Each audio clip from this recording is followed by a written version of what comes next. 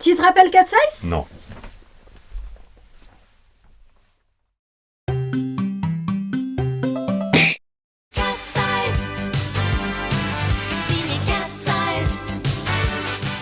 Bon, les gens, je suis désolée, j'ai tourné et retourné 1000 fois cette introduction dans ma tête, et il n'y a pas moyen de faire autrement. Je ne pourrais pas garantir la totale objectivité de mon propos sur cette série. Mais si vous êtes une fille, que vous êtes née dans les années 80, et que vous avez comme moi passé vos récréations à jouer aux filles d'aujourd'hui, enfants de la forme, vous ne me blâmerez pas. Si vous êtes un garçon et que vous êtes né à un autre moment, je pense que vous ne me blâmerez pas non plus. J'ai dû vous parler une ou deux fois de ma frustration de petite fille qui regarde les Chevaliers du Zodiaque et regrette qu'il n'y ait pas de fille dans l'équipe principale, qui me permettrait de me fantasmer en chevalier dans mes rêves éveillés. Pas que j'ai spécialement besoin qu'un personnage soit une fille pour me reconnaître en lui. Je n'ai pas besoin de beaucoup d'efforts pour me sentir des affinités avec les personnages de fiction, du moment que leurs réactions me parlent. Mais être rassurée sur le fait qu'être une fille ne m'empêcherait pas de partir à l'aventure si je voulais, avait tout de même quelque chose d'attrayant pour la petite spectatrice que j'étais. Au même titre que le personnage de Robin me plaisait parce qu'il était porteur de la promesse que je n'aurais pas besoin d'attendre d'être adulte pour que mes actions comptent. Bref, comme tout un tas d'autres petites filles des années 80, j'ai suivi avec passion les épisodes de Cat Size et les ai rejoués dans la cour de récré avec mes copines. On jouait aussi aux Chevaliers du Zodiaque, mais on était tellement contentes d'être les Cat Size. Et rien que pour cela, je suis reconnaissante à cette série d'exister. J'aurai toujours un affect particulier pour elle, indépendamment de sa qualité objective. Cet aveu étant fait, que dire de Cat Size? Cette série culte adaptée d'un manga tout aussi culte qui raconte les exploits et déboires d'une famille de cambrioleuses décidées à récupérer la collection éparpillée d'œuvres d'art de leur père disparu. Ma foi, beaucoup de choses qui serait dommage de ne pas dire. Je vais donc essayer de retenir la fangirl en moi pour vous en parler posément. Signé Cat Size au pluriel et l'adaptation en série animée du manga Cat Size au singulier. Ce détail dans le titre est important. En effet, les deux œuvres racontent l'histoire d'une bande de voleuses qui se fait appeler les Cat Size au pluriel. La principale d'entre elles a pour prénom Hitomi, ce qui veut dire œil en japonais.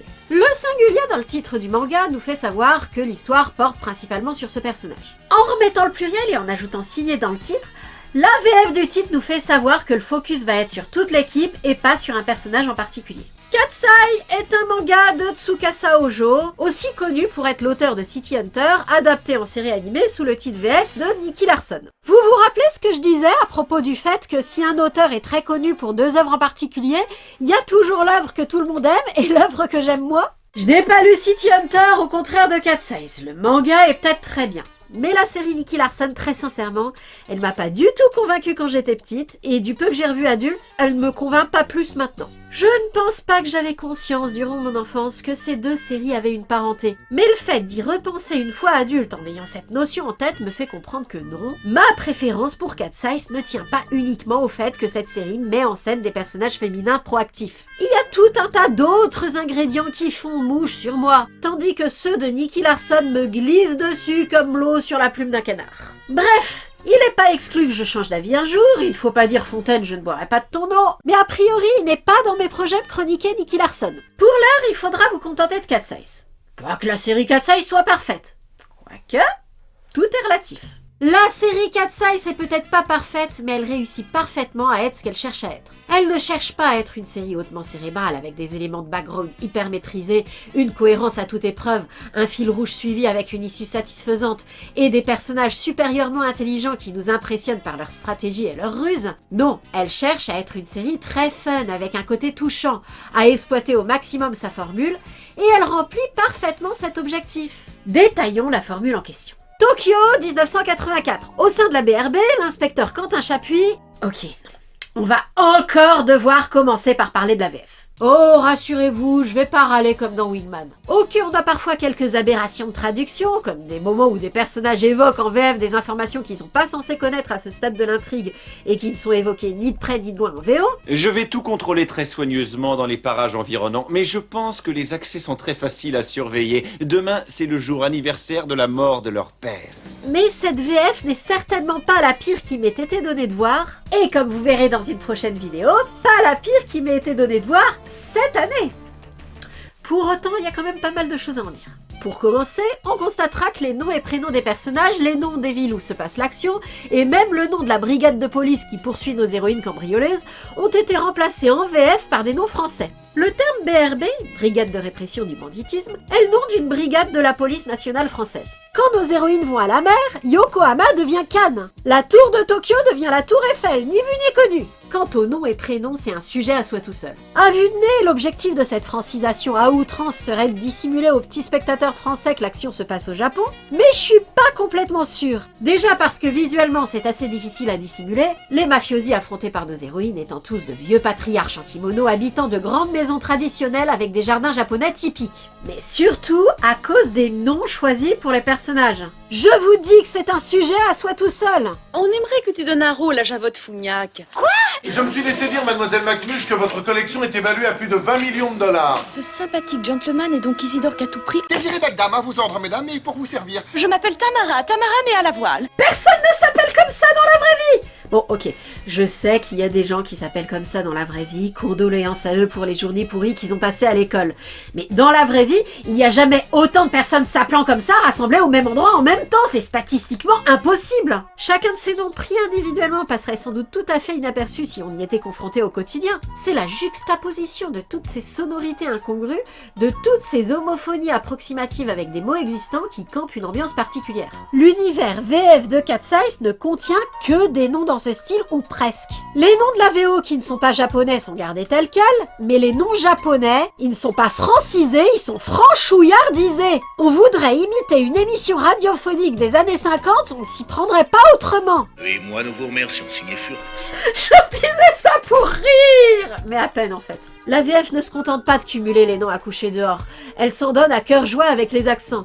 J'avais perdu quelque chose, Qu'est-ce qui pourrait vous faire croire ça? alors je savais pas traîner par ici, compris? Et également avec les expressions improbables qui ne changent pas le sens général des dialogues, mais leur ajoutent une connotation comique encore plus marquée qu'en VO. Elle commence à me courir, on dirait un Pékinois derrière un os de gigot. Et non, je ne suis pas en train de me plaindre. Je ne vais pas forcément féliciter les traducteurs d'avoir autant fumé la moquette, mais je ne regrette pas plus que ça qu'ils l'aient fait. Ça va peut-être vous surprendre de la part d'une série racontant l'histoire de belles acrobates s'introduisant dans la propriété de riches mafiosi en kimono pour récupérer la collection volée de leur père disparu, mais Cat's Eyes est une série humoristique. Et les gags créés par les choix de traduction n'entrent en conflit avec rien de ce qui était véhiculé par la VO. Surtout, contrairement à Wingman, cette VF a daigné laisser ce qui est censé être mignon et touchant être mignon et touchant. Du coup, les puristes auront sans doute des plaintes, mais moi je déteste pas cette VF.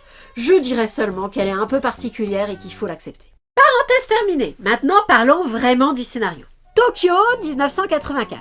Au sein de la BRB, Brigade d'Inunari en VO, l'inspecteur Quentin Chapuis, Toshio Utsumi en VO, s'arrache les cheveux. Un mystérieux cambrioleur sévit depuis quelque temps dans sa juridiction. Il annonce ses crimes à l'avance et, malgré toutes les précautions prises par la BRB pour empêcher le vol annoncé, parvient toujours, grâce à des stratégies spectaculaires à la mission impossible, à s'enfuir avec l'objet convoité, laissant derrière lui sa carte de visite, signée Cat's Eyes. Pour se consoler de ses déboires professionnels, Quentin va régulièrement raconter ses malheurs et projets de contre-mesure à sa petite amie, Tam Chamad, Hitomi Kisugi en VO, qui tient avec ses sœurs Alex et Cilia, Ayerui en VO, un café en face du commissariat nommé le Cat's Eyes. Pure coïncidence. Habituez-vous tout de suite. Les personnages de cet univers, gentils comme méchants, ne font pas facilement deux et deux. C'est comme ça que cet univers fonctionne. Ils ont un peu plus de jugeote dans le manga. Pas beaucoup plus, mais un peu plus. Dans la série, en revanche, c'est sans ambiguïté et complètement assumé. Tout le monde est incroyablement con. Le nom de famille de Tam, Cilia et Alex, Chamad, est en réalité le nom de leur mère.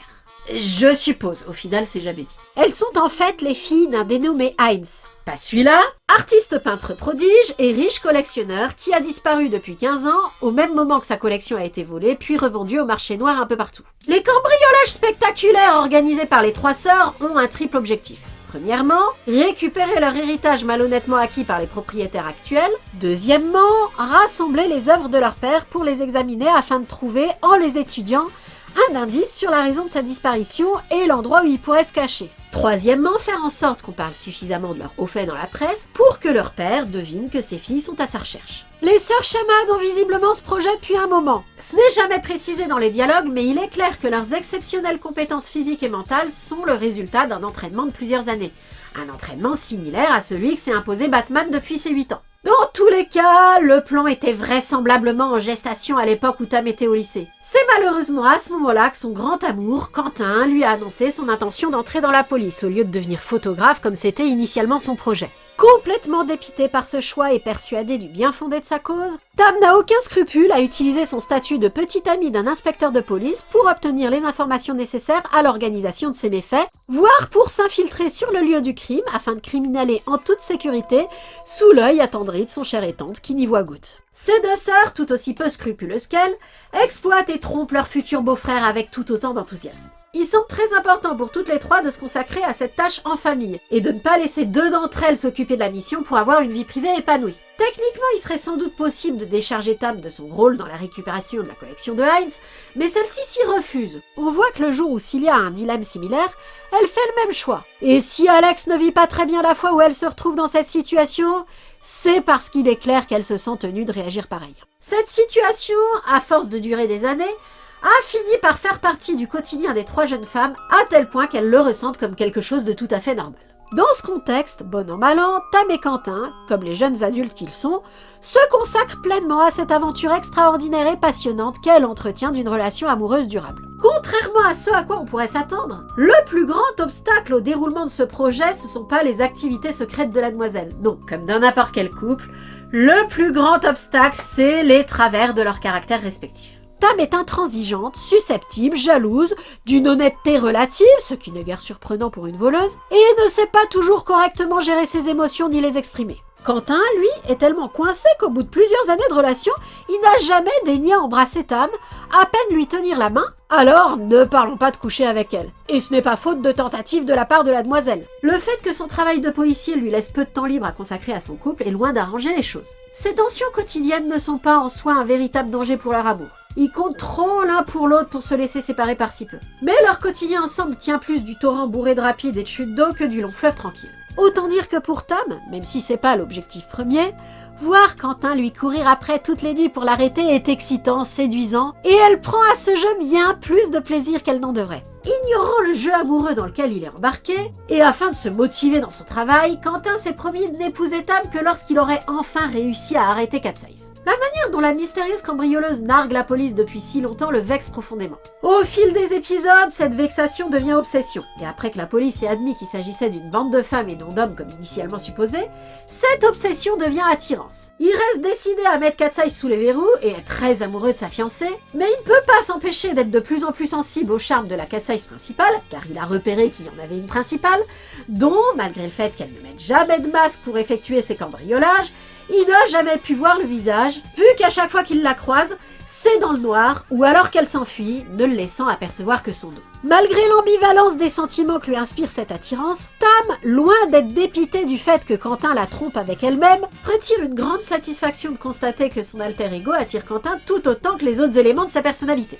En dépit de tout ce qu'elle partage avec Quentin dans la vie de tous les jours, Cat's-Eyes fait aussi partie d'elle-même, et si Quentin n'était pas en mesure de l'apprécier, il ne l'aimerait pas vraiment. Elle n'en est que plus excitée par ses escapades nocturnes. Elle en oublierait presque que le but n'est pas de voler le cœur de son policier de fiancé, mais de retrouver la trace de son père. Presque. Le scénario, moins attentif que Tam, a tendance, lui, à l'oublier tout à fait. Et le spectateur, du coup, a tendance à en faire autant. Vous l'aurez compris à l'écoute de mon résumé, la relation Tam-Quentin est la raison pour laquelle on regarde Cat's-Eyes. Elle est touchante et passionnante, drôle et réconfortante, et son potentiel est pleinement exploité dans les épisodes. Du coup, en contrepartie, l'intrigue de la disparition de Michael Heinz est peu développée. Et ce qui est développé est un peu foutraque quand on y réfléchit 3 minutes. Si on ne se fie qu'aux informations données dans la série, Heinz est un peintre qui s'est fait connaître pendant la Seconde Guerre mondiale. Les nazis l'ont poursuivi et ont volé ses biens, mais il a réussi à disparaître dans la nature. Il s'est refait une vie au Japon où il a continué à peindre, mais a dû redisparaître dans les années 70, laissant derrière lui sa femme et ses filles pour fuir les néo-nazis ayant retrouvé sa trace. Cette histoire de Seconde Guerre mondiale pose le problème de son âge. Si, comme ça arrive souvent quand on est propriétaire d'une abondante collection d'art et auteur d'une œuvre tout aussi abondante, il était déjà un homme d'âge mûr dans les années 40, il devrait être octogénaire dans les années 80. Il y a des raisons de craindre qu'il ait été emporté par le grand âge durant sa disparition. Or, les sœurs chamanes Conrad ne semble pas envisager cette hypothèse. En outre, il est précisé à un moment donné qu'une œuvre qu'il a peinte pendant la guerre de 40 est une œuvre de jeunesse, réalisée alors qu'il était un prodige. À supposer qu'il soit un enfant surdoué qui s'est fait connaître dans le milieu de la peinture et qu'il ait été persécuté par les nazis à ce moment-là, comment pouvait-il posséder une collection assez abondante pour que les nazis la lui volent? Il est peut-être un riche héritier. Mais dans ce cas, ses biographes parleraient de la collection de sa famille, pas de la sienne propre. Au passage, pourquoi les nazis ont-ils fait décorer leurs bouteilles de vin par un artiste peintre qu'ils avaient de toute façon l'intention de persécuter? Et la collection que ces filles essayent de rassembler, c'est celle qui a été saisie par les nazis? Parce que dans ce cas, c'est pas logique. Certaines toiles ont été peintes du vivant de ces filles, qui ont entre 15 et 30 ans dans les années 80, autant dire qu'elles étaient pas nées durant la Seconde Guerre mondiale. Si on s'y perd autant, c'est parce que les indices donnés sur les événements qui ont conduit à la situation en cours sont vraiment très rares, et disséminés dans des épisodes épars. La série est extrêmement avare en matière de contexte. Où est Heinz? Comment a-t-il été séparé de ses filles? Pourquoi se cache-t-il? Qu'est-il arrivé à leur mère? Pourquoi ne cherche-t-il pas à les contacter? Pourquoi n'ont-elles pas le même nom de famille que lui? Et comment toutes les œuvres de sa collection, même celles peintes après la saisie par les nazis, se sont retrouvées volées et vendues sur le marché noir? Qui sait? Qui s'en soucie? On aura compris que ce n'est pas le sujet, qu'on est là pour voir Quentin et Tam jouer au chat et à la souris. Le manga, au fil des tomes, livre, de manière sporadique et dans le désordre, un historique un peu plus détaillé, qui peut être considéré comme à peu près cohérent quand on le met bout à bout, et qui ne diverge de la série que sur 1 ou 2 points, donc on peut partir de cette base pour trouver un sens à tout ça. Je ne vais pas donner tous les détails, mais pour bien juger de la cohérence de ce background, je suis obligée de parler d'événements qui ne sont révélés que vers la fin du manga. Sautez à ce timecode si trouver de la cohérence à ce sac de nœuds vous paraît moins important que garder la surprise à la lecture du manga, et si vous souhaitez ne rien entendre. Dans le manga, donc, Heinz avait probablement une vingtaine d'années dans les années 40 et était connu comme un peintre prodige. Il vivait au Japon et était très ami avec le riche héritier d'un groupe industriel. Malheureusement, il s'était pris de la fiancée de celui-ci, et réciproquement, ce qui fait que son ami s'est débrouillé pour le faire renvoyer en Allemagne en plein régime nazi. Là, sans cesser sa carrière de peintre, Heinz est entré dans la résistance, puis, à la fin de la guerre, il a empêché une bande de mafiosi en kimono de voler un trésor du patrimoine mondial dans les réserves nazies, a caché le dit trésor dans un endroit dont lui seul a le secret, et a dû disparaître avant que le syndicat du crime ne l'oblige à révéler comment récupérer le trésor. Dans sa fuite, il est retourné au Japon, a fait profil bas, a retrouvé sa love interest, l'a épousée, a investi dans différentes affaires fructueuses qui l'ont rendu indécemment riche, et a continué à peindre, mais sans spécialement chercher à vendre ses nouvelles œuvres pour ne pas se faire repérer. Ses 2 premières filles naissent dans les années 60. Les années passant, s'attendant à ce que la mafia qu'il poursuit lève le pied sur les recherches, il a construit un musée d'art et pris des élèves. Mais alors que sa femme était enceinte de son 3e enfant, à quelque chose comme 48 ans, excusez du peu, ses élèves, jaloux de son talent, l'ont vendu aux mafiosi en kimono, qui ont brûlé son musée avec lui dedans, non sans avoir laissé les élèves de Heinz emporter tous les tableaux afin de les remettre sur marché sous leur propre signature. Mais Heinz a échappé à la mort et a pu laisser à ses amis et sa famille des indices pour faire savoir qu'il est vivant, mais qu'il doit redisparaître pour éviter qu'on s'en prenne à ses filles. L'enjeu des derniers tomes du manga va donc être de récupérer le trésor caché par Heinz et de le rendre au pays auquel il a été volé afin que Heinz n'ait plus de raison de se cacher. Je passe les autres détails sous silence, ils ne sont pas nécessaires pour comprendre la tumultueuse vie du père des Cat's. C'est excessivement compliqué et pas forcément très solide, mais c'est déjà un début de quelque chose. En tout cas, rien de tout ça n'est incompatible avec ce qui se passe dans la série. Sauf l'identité des poursuivants de Heinz, qui ne sont pas les mafiosi en kimono, devenus propriétaires des tableaux de Heinz par hasard du coup, mais bel et bien les nazis. Oui, vous notez que la série n'a aucun scrupule à parler de nazis ni à mentionner Hitler. Les nazis en question vont jusqu'à se balader en uniforme. Comme l'endroit où ils se baladent ainsi vêtus est un bal masqué, la police est persuadée qu'il s'agit de convives déguisés en nazis. Mais non, ce sont de vrais nazis. J'ajouterais que pour une série japonaise, elle est franchement pas pudique sur le fait que le Japon était l'allié des nazis durant la Seconde Guerre mondiale. Cette façon de parler des nazis au calme et le fait qu'il n'y ait pas d'épisode de fin est une des choses qui me fait dire que la partie Heinz est un peu foutraque dans la série. Mais à tout casser, ce que fait la série, c'est-à-dire s'arrêter sans faire un épisode de fin, c'est quand même moins grave que ce que fait le manga, qui est d'avoir une fin ouverte absolument parfaite et de la jeter aux orties dans un épilogue à la con qui annule tous les acquis de cette fin et abandonne comme quelque chose de sans importance toutes les sous-intrigues qui ne sont pas l'intrigue romantique. Oui, ça inclut l'intrigue de Heinz. j'aime beaucoup ce manga. Il est bien dessiné, bien écrit malgré quelques chapitres un peu cons et pas mal de longueur. Mais si vous espérez assister à une merveilleuse scène de Heinz retrouvant ses filles, passez votre chemin, ça n'y sera pas. Le moteur principal de cette intrigue, que ce soit dans le manga ou dans la série, c'est la double identité de Tam et le triangle amoureux qui découle entre elle-même, Quentin et elle-même. Objectivement, je me rends bien compte qu'on aurait pu avoir une série d'espionnage action-aventure impliquant la mafia, l'art, les nazis et des complots internationaux, et que ça devrait être dommage. Pourtant, non, vraiment, je n'arrive pas à le regretter. J'ai trouvé mon compte dans la série. Je ne ressens aucune frustration. Il ne me manque rien. En toute honnêteté, je n'ai jamais regardé Cat Size que pour voir Quentin poursuivre Tam sur les toits sans jamais parvenir à l'attraper. Et vous, regardez-moi bien dans les yeux. Osez dire que c'est pas votre cas. Pour voir une série sérieuse sur des cambrioleurs qui découvrent des mystères, affrontent des organisations criminelles internationales et sauvent des victimes grâce à leurs interventions, il y a toujours Diabolique, on y trouve plus que son compte. Dans Cat Size, ce qu'on trouve, c'est la romance et l'humour, et c'est déjà pas mal.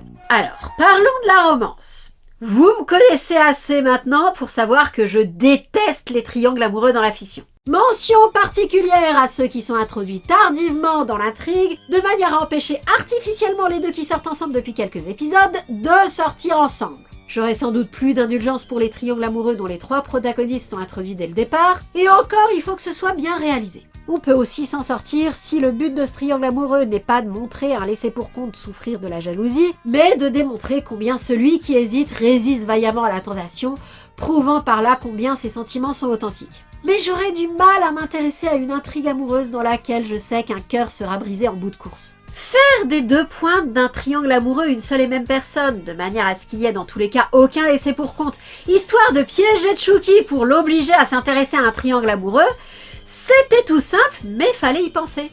Un autre écueil aurait pu être le choix de celui qui hésite. Pour être touchant, ce choix doit être orienté, au moins vers la fin de l'intrigue, en direction de l'avatar qui constitue la vraie identité de l'être aimé. Lois doit préférer Clark à Superman.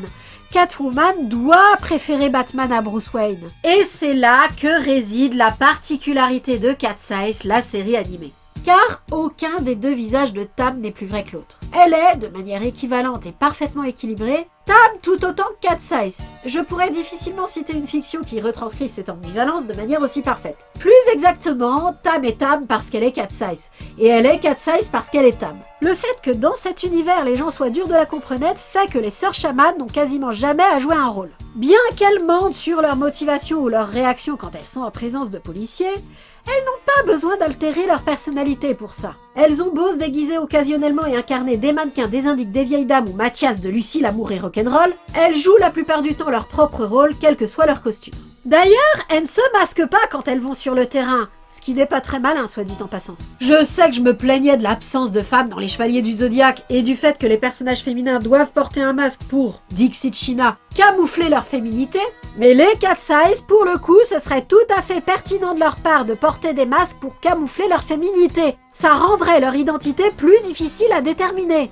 D'ailleurs, franchement, qu'est-ce qui leur a fait croire que les talons aiguilles et les cheveux détachés, c'était la meilleure tenue pour sauter de toit en toit? Quoi qu'il en soit, quand elles sont en Cat Size, elles ne sont pas déguisées. De fait, la question de savoir si les sentiments de Quentin sont plus pertinents quand il s'adresse à Cat Size que quand il s'adresse à Tam ne se pose pas. Savoir qui il finira par préférer est un enjeu dans le manga, où Tam espère être choisi en tant que Cat Size tout en se réjouissant d'être choisi en tant que Tam, mais ça n'en est pas un dans la série. De ce fait, la série n'a pas impérativement besoin d'une fin, et ça tombe bien parce qu'elle n'en a pas.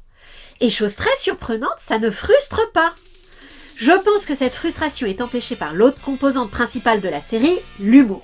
Vous vous doutez que pour qu'une série fonctionne alors qu'aucun de ses personnages n'a inventé l'eau chaude et que les lois de la physique obéissent aux règles de cartoon, il faut qu'elle soit principalement humoristique. L'humour de Cat Size est essentiellement fondé sur le comique de situation induit par les stratégies des héroïnes pour voler l'objet de leur convoitise au nez et à la barbe de la police, les courses-poursuites et duels de gadgets qui s'ensuivent, et les sketchs qu'elles jouent au quotidien pour dissimuler leur double vie. Je reviens à la VF qui ajoute des blagues et qui change parfois le gag de la VO pour le meilleur ou pour le pire selon les situations. Pas fatigué de jouer au lampadaire? T'attends quoi, petit prince? L'allumeur de réverbère? On peut voir ça et là des références amusantes, comme ce caméo des Blues Brothers à l'épisode 33 de la saison 2, ou ce cosplay de Mathias dans Lucie l'amour et rock'n'roll que j'évoquais tout à l'heure. Le cosplay en question peut pas ne pas être une référence, puisque dans le manga, il ressemble beaucoup moins au personnage de l'autre série. Mais dans tous les cas, l'absence de sérieux que cette série s'autorise avec sa situation de fond, sa vraisemblance et sa cohérence est une contrepartie inévitable du caractère totalement décomplexé de son humour.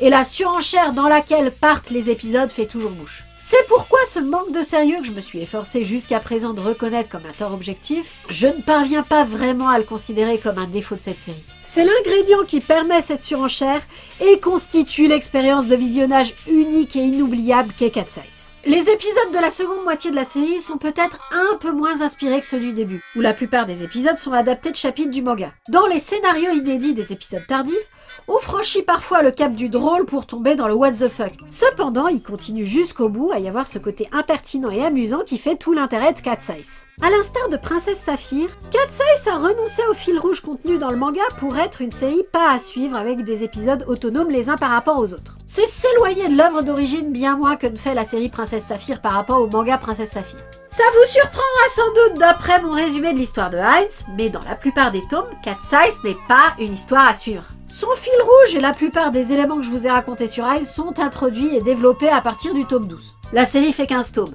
La plupart des chapitres sont des histoires autonomes racontant le cambriolage du jour ou le drama sentimental du jour. Une proportion non négligeable de ces chapitres sont devenus des épisodes et parfois adaptés à la case près tellement il y a peu d'ajustements à effectuer lors du changement de support. De ce fait, la frustration de voir Cat's Eyes la série après avoir lu le manga Cat's Eyes sera sûrement moins grande que la frustration de voir Princesse Saphir la série après avoir lu le manga Princesse Saphir. Mais le problème n'en reste pas moins le même. Ce manga est génial, il mérite sa réputation de classique. La série a beau être bien, le développement du fil rouge, même s'il est balancé à la va-vite dans les 4 derniers tomes sans qu'on ait le temps de comprendre si on marche sur la tête ou sur les mains, même si plusieurs péripéties demandent une sacrée suspension consentie d'incrédulité, et même si certains éléments de cette intrigue que j'ai passé sous silence sont un peu décevants, les quelques sous-intrigues et personnages supplémentaires qui n'ont pas été adaptés, la cohésion générale du tout, et le fait que la situation évolue tout de même progressivement dans les tomes qui racontent des histoires indépendantes sont un plus par rapport à la série animée. Cette série étant dépourvue des éléments un peu incongrus qui justifiaient de lire Princesse Saphir avant de regarder Princesse Saphir, cette fois je ne suis pas hésitante dans mes conseils, regardez la série en premier. Globalement, c'est tout de même une adaptation très fidèle à son support.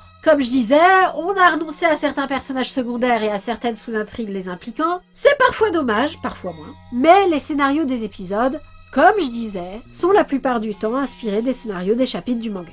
Parfois, ces chapitres étant très courts, on est obligé de broder autour pour rallonger l'intrigue. Ce meublage entraîne tantôt des situations moins intéressantes, tantôt rend l'anecdote encore meilleure. Des fois, des éléments aléatoires d'un chapitre sont placés dans un contexte qui n'a rien à voir, et le résultat n'a plus aucun sens. Mais ce dernier cas est finalement plus l'exception que la règle. Et j'ai vu des séries qui créaient des situations plus aberrantes que ça, quand elles essayaient de produire un épisode de 20 minutes sur base d'un chapitre de manga qui ne dure que quelques pages. Graphiquement, le dessin animé a su transposer efficacement la beauté des dessins du manga. Mais, sachant que l'intrigue est centrée autour d'héroïnes sexy, elle n'est pas exempte de fanservice. Pas exempte du tout. On ne s'en rendait pas compte dans les cours de récré des années 80. C'est comme chez Rémiel, tout ce qu'on voyait, c'est qu'il y avait une héroïne proactive qui tabasse des vilains. Le fait qu'elle se retrouve régulièrement en tenue légère et dans des poses suggestives, ça nous échappait. Mais si, grâce à la candeur et la pudibonderie de Quentin, dont les efforts pour résister à Tam forcent l'admiration, la série est totalement exempte de sexe, elle n'est, je le redis, pas pour autant exempte de fanservice. En particulier dans ses génériques, malgré la tentative désespérée de la VF pour remplacer les images suggestives par des extraits d'épisodes. Et encore, si le générique japonais de la saison 1 était récupérable de ce point de vue-là, celui de la saison 2 est au-delà de toute rédemption.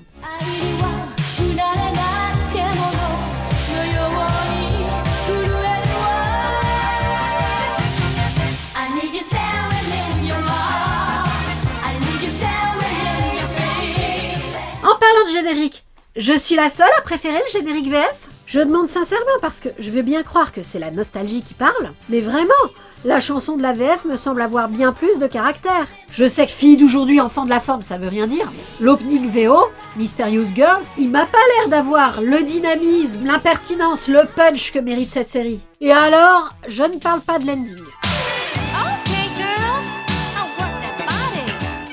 Move your head back and forth. Stretch your arms. 1, 2. Shake your hips. Sauvez-moi. Et me regardez pas comme ça, je vous avais prévenu pour le fanservice. J'aime bien, moi.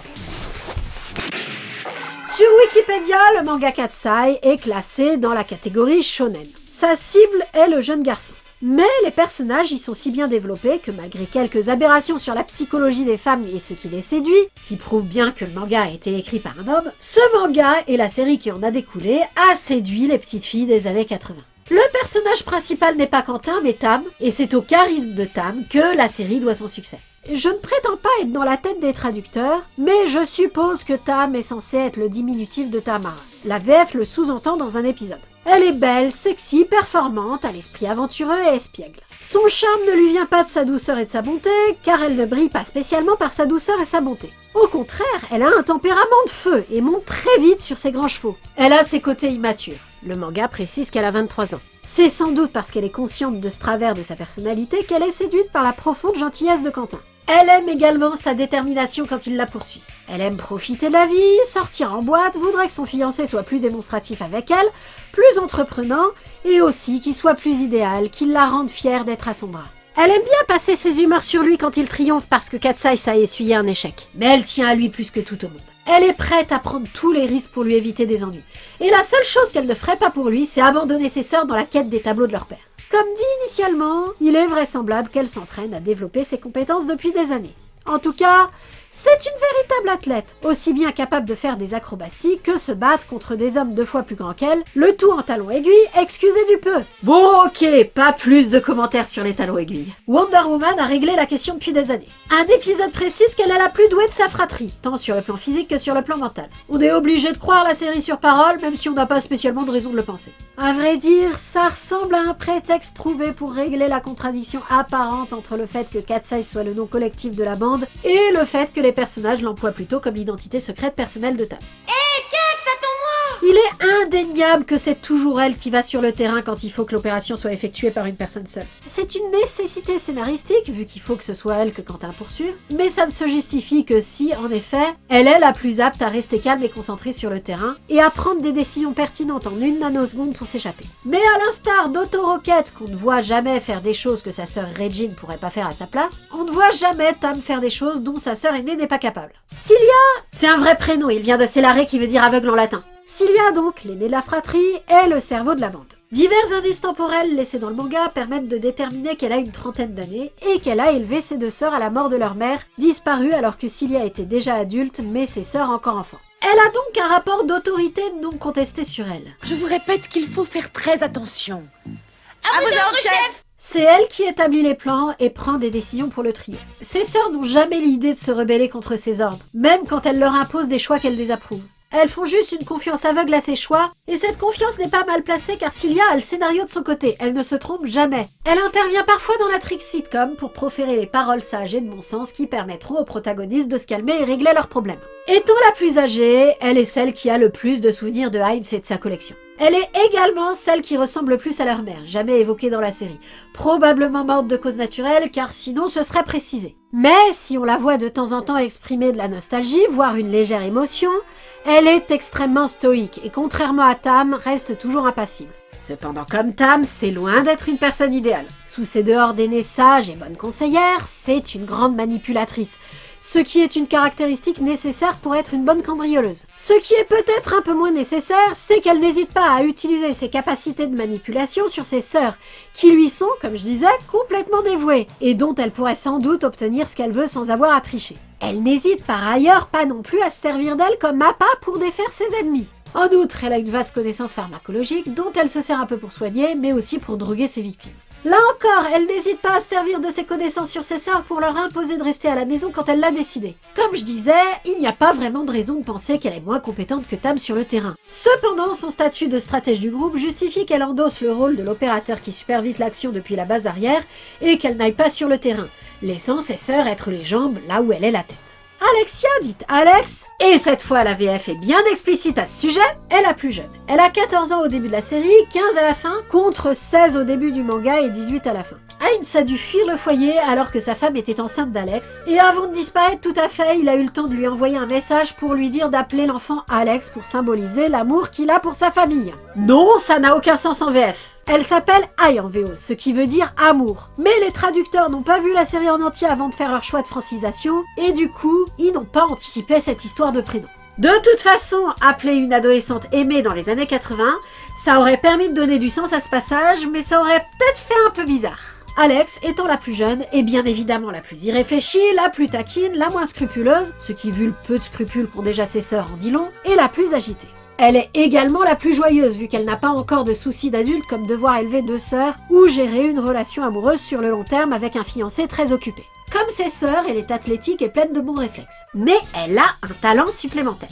Ayant grandi dans les années 70, alors que l'électronique commençait à se démocratiser, elle a développé une passion pour le sujet. Et comme elle n'est pas la sœur de ses sœurs pour rien, en a acquis une maîtrise exceptionnelle.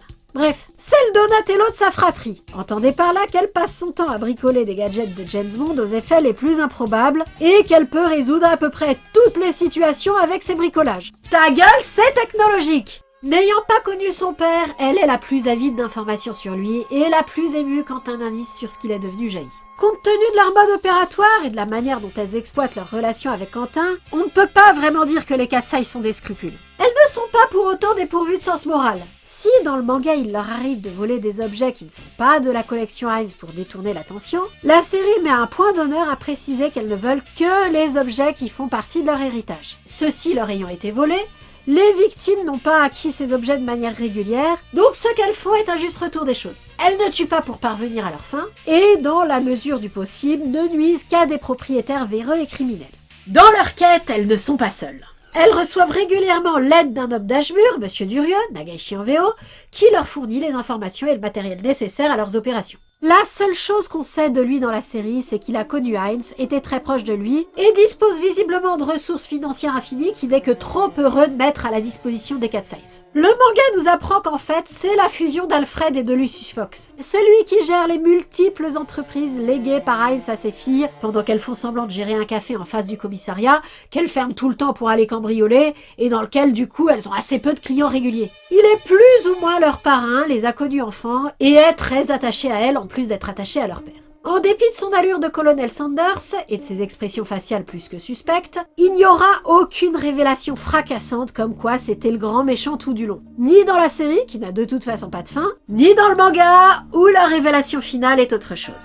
Ne soyez pas déçus. Du fait que dans la série on ne donne pas beaucoup d'infos sur lui, ni sur la fortune cachée des 3 sœurs qu'il gère, il apparaît surtout comme le sidekick de Cilia dans les scènes d'élaboration de plans, et la justification scénaristique au fait qu'elles savent toujours à peu près tout sur à peu près tout. Si vous êtes sage, il descendra sur le terrain de temps en temps pour infiltrer les milieux criminels ciblés par les 3 sœurs. Il n'est pas inefficace dans ce dernier rôle, mais le scénario n'étant pas de son côté, chaque fois qu'il le fera, il se fera repérer pour une raison à la con. Les victimes des Katsai sont fréquemment des mafiosi en kimono, ayant un design hérité du manga, mais plus lien entre eux, celui-ci s'étant perdu à l'adaptation. Le fait que les tableaux de Heinz aient systématiquement été rachetés par de riches criminels se justifie par le fait que ces tableaux ont été volés à leurs légitimes propriétaires, mais le fait qu'ils se baladent tous en kimono et vivent tous dans des maisons traditionnelles, là, ça fait tout de suite plus incongru s'ils n'ont plus rien à voir les uns avec les autres. Pas grave, c'est tellement un plaisir de les voir se faire avoir par Katsai qu'on consentira à ne pas trop s'interroger sur cette étrange coïncidence vestimentaire. De toute façon, on ne s'attardera pas vraiment sur eux, puisque ceux qui affronteront les Kats sur le terrain et essaieront de les arrêter,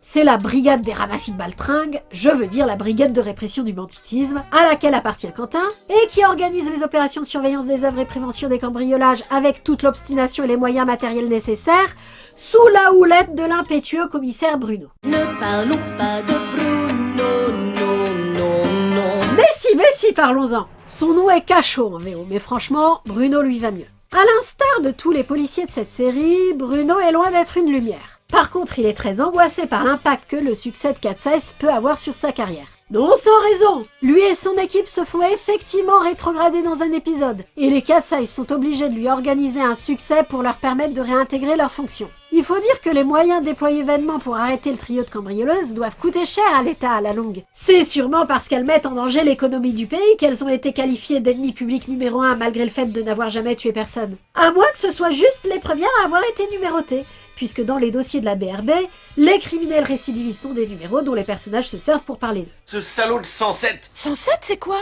C'est le code du voleur? Exact, il y a un avis de recherche et 23 plaintes. Comme Colombo, Bruno a une femme dont il parle tout le temps et qu'on ne voit jamais. Il se soucie également de l'impact que l'affaire va avoir sur son mariage, ce qui ne l'empêche guère de tromper sa femme dans un épisode, alors qu'a priori, il reste marié avec elle jusqu'au bout.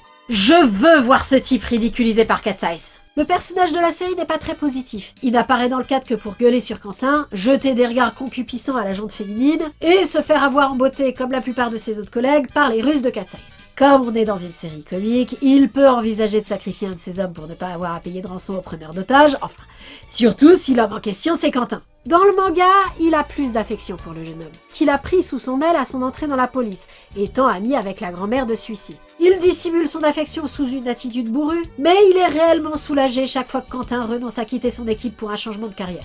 Foine tout ça dans la série.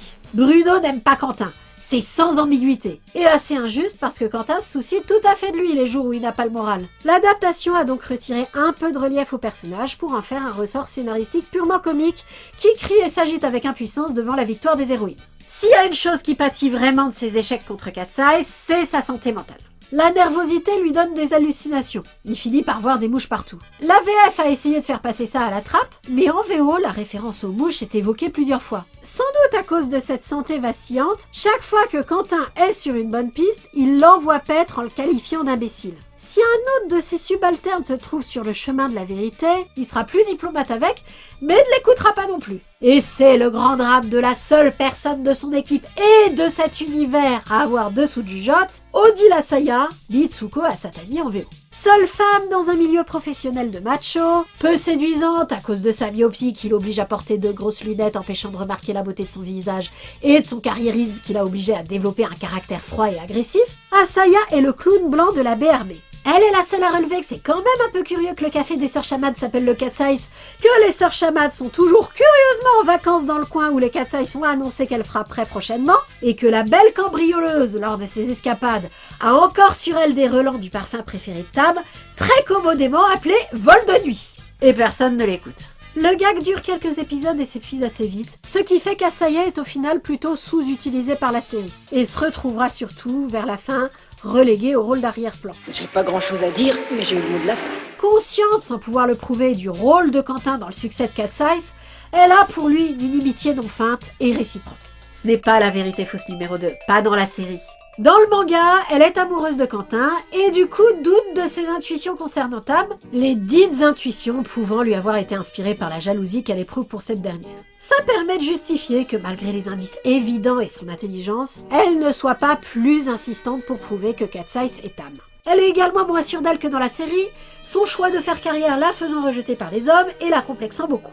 Là encore, la série a préféré retirer du relief au personnage pour se focaliser sur les gags. La Asaya de la série n'est rien de plus, rien de moins que le clown blanc. Quentin est le personnage le plus positif, pour ne pas dire le seul personnage positif. Curieusement, personne ne voulait jamais jouer son rôle à la cour de récré, et c'est généralement moi qui m'y collais parce que je sais pas dire non. De toute façon, ça ne me dérangeait pas plus que ça. Mon principal souci était généralement que je n'avais pas vu l'épisode qu'on était en train de rejouer, mes parents n'ayant pas la télé. Quoi qu'il en soit, c'était pas un mauvais rôle. Quentin est un très bon personnage. Si Tab est ce qui attire le spectateur dans la série, Quentin est ce qui y fait rester. Il n'est pas très malin, personne ne l'est dans cet univers. Si Asaya fait figure de génie, c'est parce qu'elle est la seule à avoir l'intelligence basique que personne n'a. Quentin a dans le manga des compétences de déduction qu'on ne retrouve pas dans l'animé, parce que les énigmes à résoudre n'y sont pas vraiment énigmatiques, mais il n'est pas plus bête que n'importe qui autour de lui. Ce qu'il est surtout, c'est foncièrement gentil, plus que n'importe qui d'autre. Il a choisi la carrière de policier par idéalisme, car il veut vraiment aider la société à s'améliorer, et il fait preuve de compassion et de générosité chaque fois qu'il en a l'occasion. Il est motivé pour arrêter Cat's Eyes avant même de commencer à être attiré par elle, car il a un sens aigu du devoir et tient à faire correctement son métier. En outre, il est fidèle en amour, ce qui n'est pas une mince affaire pour un personnage masculin d'anime japonais, en particulier adapté de manga de cet auteur-là. Les deux personnages entre lesquels il hésite sont en réalité une seule et même personne. Et s'il est attiré par une troisième, ce sera toujours Tam déguisée. Il n'est capable de tromper Tam qu'avec elle-même. Quelque part, son cœur doit la reconnaître à chaque fois, même s'il n'en a pas conscience. Je vous avais prévenu que je pourrais pas garantir l'objectivité de mes commentaires. Mais au final, c'est ça Cat Size. C'est une série qu'on regarde avec son cœur et pas avec sa tête. Ce n'est pas que le scénario de fond soit faible, c'est qu'il est sans importance. La série est fondée sur les situations psychologiques qu'elle met en place, les émotions qu'elle provoque et les gags qui en découlent. Et tout ça suffit amplement à faire de Cat Size un véritable classique, qui fait vivre à son spectateur des aventures rocambolesques et drôles, mêlant suspense, romance et humour, causant un mélange atypique et détonnant qui mérite qu'on s'en souvienne.